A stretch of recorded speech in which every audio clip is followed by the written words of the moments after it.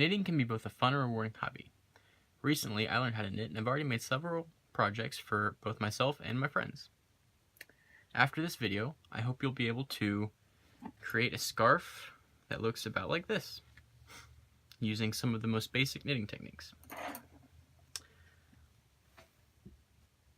Before you get started, you'll want to choose both your yarn and your knitting needles. According to Wool and the Gang, an online knitting blog, you'll want to choose bulkier yarn like I have here, so that it will be easier to work with for beginners. The size of yarn that you choose will decide what kind of needles you want. For this project, I've decided to use US size 10 needles. According to Sheep and Stitch, knitting is made up of 3 basic steps: casting on, the knit stitch, and casting off. To start with, I'm going to show you casting on. To do that, you're going to want to take the end of your yarn and fold it over like such. You're going to twist it at the end and then pull through to create a slip knot. This is the knot you're going to put on one of your needles. So to cast on, I'm going to take your other needle and put it through that loop. Then all you have to do is wrap the yarn around the back string, and then take your second needle, put it over the string you just put around, but under the first loop. After you've done this, put the loop back on the first needle. That's the basic steps of casting on. You'll want to do this until you have about 16 to 24 loops.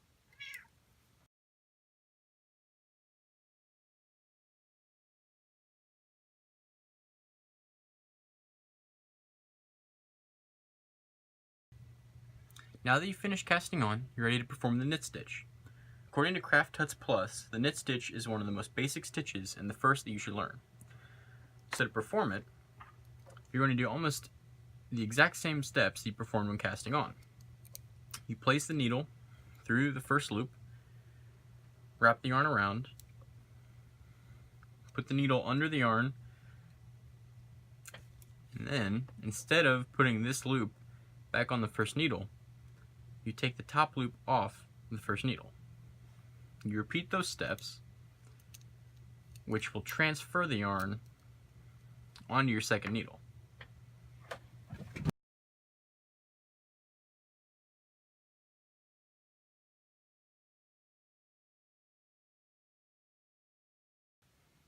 While you knit, you're going to want to avoid 2 things. The first is letting your yarn slip off your needle before you're ready. This will result in a dropped stitch and will leave a hole in your finished product. The second is that when you go through the loop, you want to make sure not to split the yarn, which means to go through half of it but not the other. This will make your knitting much too tight and can result in adding extra loops into your knitting.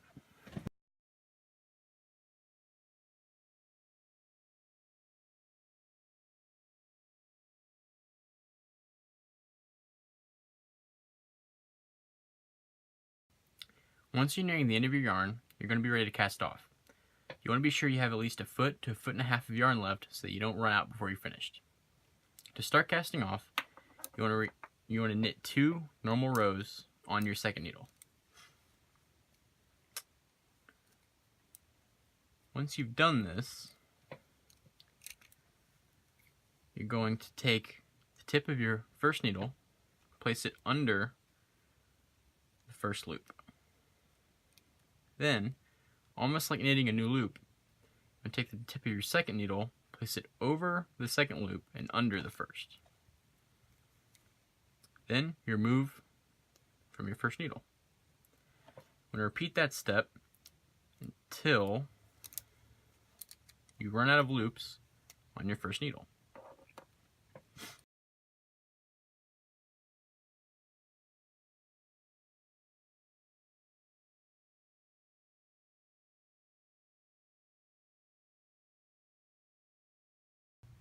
Once you've completed casting off, you should have a finished product that looks like this. If you practice these basic steps, you should be able to move on to harder projects like hats and socks.